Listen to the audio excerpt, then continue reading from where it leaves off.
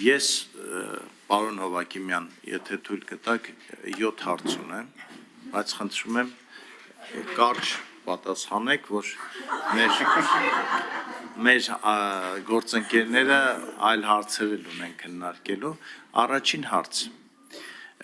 Դուք նշեցիք, որ էլի մոտ 2.400.000 մարդ ընտրող ունենք։ Այսինքն այն խոստումը, որ տվել էիք մի քանի տարի առաջ, որ ցուցակները կմաքրվեն եւ կմնան միայն նրանք, ովքեր իրականում ապրում են եւ արարում են Հայաստանի համար, իրենք կմնան ցուցակներում, պարզվեց, որ ոչ, մենք էլի նույն խնդիրը ունենք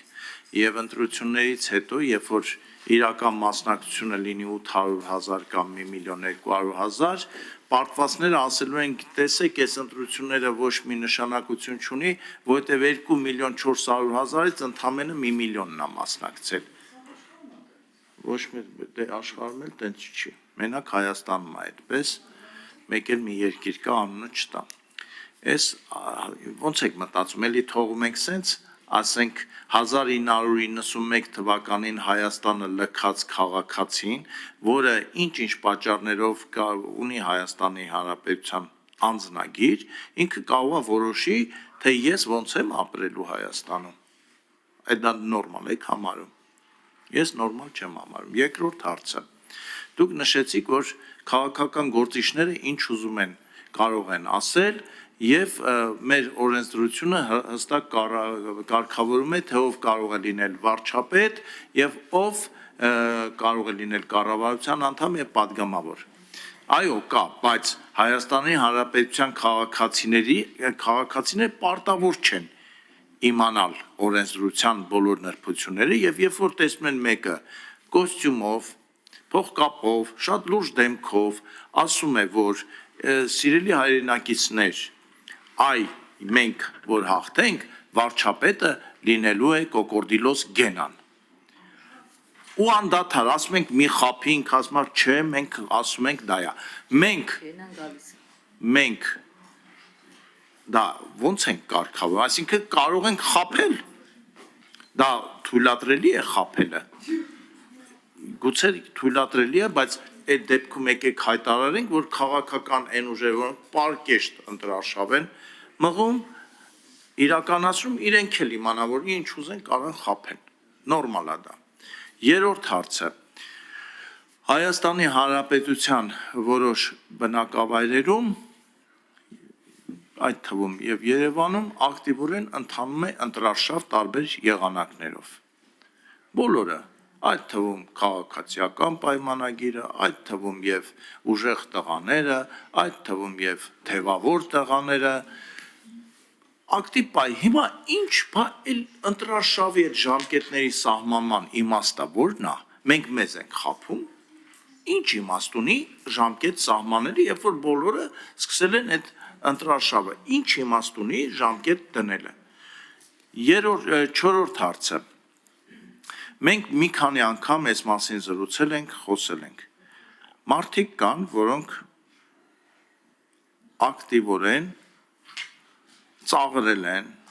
վիրավորել են, հայոյել են, անիծել են,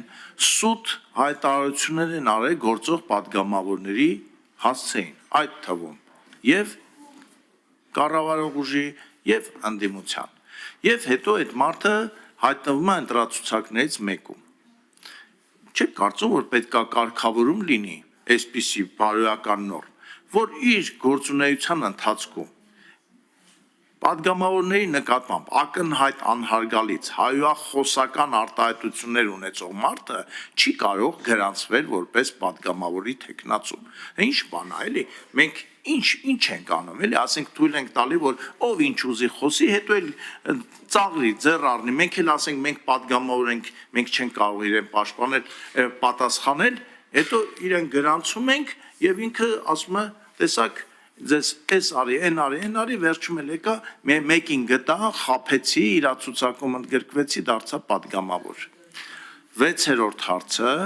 պարոն Հովակիմյան, մեր հատկապես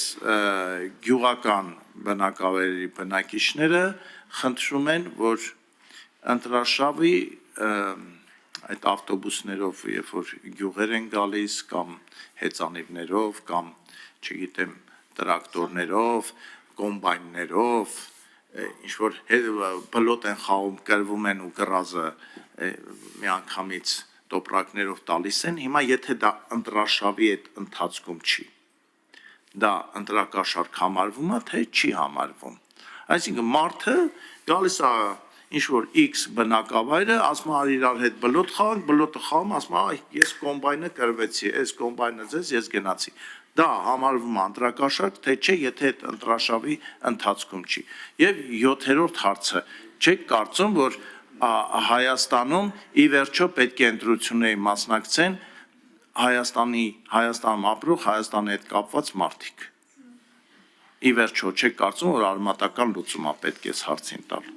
Սա վերջին հարցն էր, պարոն Նազարյան։ 7, բայց 7-ը մի 3 րոպե առաջ էր ինձ տված։ Շատ լավ, քանի որ պարոն Նազարյան ասում է 7, խնդրեմ, բայց ինչպես նաև պարոն Նազարյան խնդրեց կարճ բոլոր այս 7 հարցերին պատասխանել, խնդրեմ պարոն Հովակիմյան։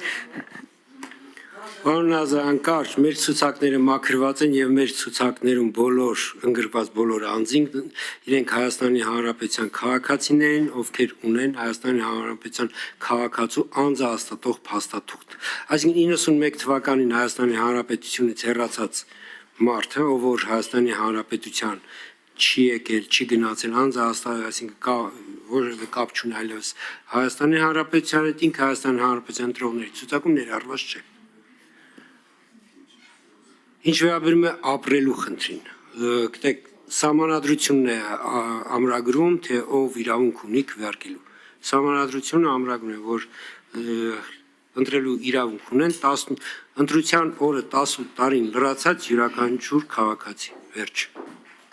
Ընտրական իրավունքից մարդը կարող է զրկվել բացառապես անգործունակ ճանաչվելու, դատական կարգով անգործունակ ճանաչվելու, կամ ծանր եւ առանձնապես ծանր հանցագործության համար ազատազրկման դատապարտվելու դեպքում։ Մնացած պարագաներում մեր քաղաքացիները իրավունք ունեն ընտրվելու պարագայում պատգամավորների պարագայում տեխնացուների, այսինքն պատգամավորների տեխնացուների պարագայում 25 տարին լրացած վերջին 4 տարին միայն Հայաստանի Հանրապետության քաղաքացի հանդիսացող, վերջին 4 տարին մշտապես Հայաստանի Հանրապետություն բնակվող մեր քաղաքացիները։ Այսինքն հայրենին տիրապետող, հա։ Սա է։ Ընտրական օրենսգիրը սահմանում է, թե ինչ է դա նշանակում։ Այսինքն մնացած սահմանադրության կարգավորումները հստակ են։ Եթե այս կարգավորումները, ասենք, ձեր չեն բավարարում, կարող եք սահմանադրական փոփոխություն նախաձեռնել, չգիտեմ, խոսքով փոխեք, հա, այս ինչ համար է ասում, եթե կոկորդիլոս գենան լինի Հայաստանի Հանրապետության քաղաքացի, ում 25 տարին լրացել է, եւ ով վերջին 4 տարում հանդիսացել է միայն Հայաստանի Հանրապետության քաղաքացի եւ վերջին 4 տարում Հայաստանում մշտապես բնակվել է, ուրեմն չգիտեմ, որտեվ մեր քաղաքացիների անունն էլ մենք որևէ, այսպես ենք, մենք չենք որոշում, թե մեր քաղաքացիները ինչպես պիտի իրենց կոչեն։ Ավարտեցիք պարոն Ընտրարշավի ժամկետը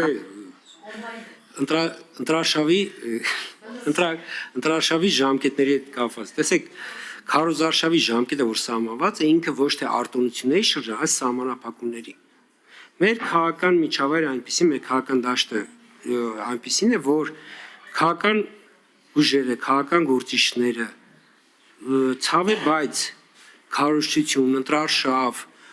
անցկացնելու մասին հիշում են միայն ընտրությունների շեմին։ Այնինչ իրենք այդ գործընթացը ազատ են իրականացնելու 4 տարի 11 ամիս, եթե ազգային ժողովի այս ժամկետը վերցնենք, այդ 1 ամիս ընդհակառակը սահմանափակումների շրջան, երբ որ քաղաքական ուժերի քարոզչությունը կարող է տեղ ունենալ բացառապես ընտրական օրենսգրքով սահմանված կարգով։ Հանրային ռեսուրսների հավասար հասանելիություն բոլորի։ Հավասար ընտրական օրենսգիրքը պահանջում է, որպեսզի հնարավորությունները հնարավորինս հավասար տրամադրվեն։ Այն ինչ որ հանրային ռեսուրսն է ենթադրում։ Տեխնացուի ցենզին անդրադարձը, հա, բլոտի կրածը, թե պարոն Մինասյան հուշեց նարդու կրվածը կամ տեսեք ես կարող եմ արձանագրել մի բան, որ ընտրական օրենսդրության մտնում դուրս է գայս անդադուրը բաց եք թողում, խնդրում գոնե մտնելուց փակել։ Շնորհակալություն։ Ընտրական օրենսգրքի տեսանկյունից տեխնացուներին, կուսակցություններին արգելվում է ընտրողներին տալ, խոստանալ կամ ցանկացած այլ կերպ ինչ-որ բան նյութական։ Ու սա սկսվում է այն պահից, երբ որ տեխնացուները, կուսակցությունները գրանցվում են։ Այսպես ասենք, երբ որ չունենք տեխնացու, երբ որ հանձը, չգիտեմ, բլոտ է կրվել կամ նարդի ինչպես ասենք, այս հարաբերությունը բերել ընտրական օրենսդրության կառավարումների դաշտ, կարծում եմ ճիշտ չէ։